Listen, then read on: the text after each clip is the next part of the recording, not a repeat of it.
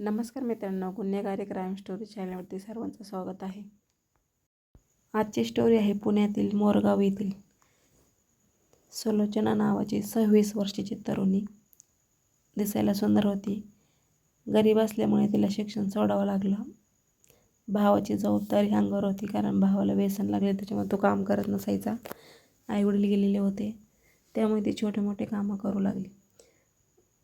त्याच गावामध्ये श्रीकांत कदम नावाचा व्यक्ती, म्हणजे 60 वर्षाचा म्हातारा, तो मोठा बांधकाम व्यावसायिक होता. आता रिटायर झालेला होता. त्याची बायकोसुद्धा गेलेली होती, मुलं परदेशात होती. तो घरी एकटाच असायचा. मुलींसोबत वेळ घालवायचा त्याला नाद होता. भरपूर पैसे उडवायचा तो. सुलोचना ही जी श्रीकांतला भेटते आणि सांगते, मला 20,000 रुपये पाहिजेत, मी तुमच्यासोबत एक रात्र घालवायला तयार आहे. श्रीकांत तयार झाला, कारण त्याला नादच होता.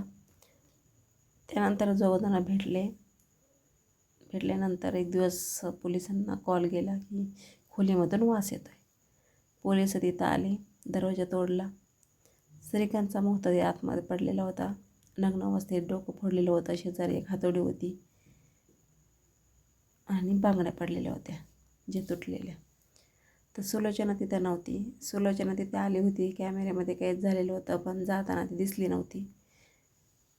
मोबाईलचं लोकेशन ट्रॅक केल्यानंतर गावाजवळच तलावाजवळ तिचं लोकेशन सापडलं. असेच 10 दिवस गेले. त्यानंतर एका कुजलेल्या झाडीत एका मुलीचं अर्धवट प्रेत पोलिसांना सापडलं. चेहरा ओळखता येत नव्हता, पण हातात जिथे बांगडी सापडली होती सेम तीच कलरची बांगडी होती.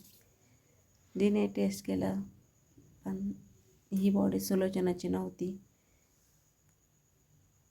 काय झालं असून सुलोचनाबरोबर, ती कुठे गेली असन, तिने बदला घेतला की पैशासाठी हे सर्व काही केलं, याचा काही तपास लागला नाही. पोलिसांनी फाईल बंद केली. मित्रांनो, तुम्हाला काय वाटतं या स्टोरीतून कमेंट करून नक्की सांगा. चला तर भेटूया नेक्स्ट व्हिडिओमध्ये. Thanks for watching. धन्यवाद.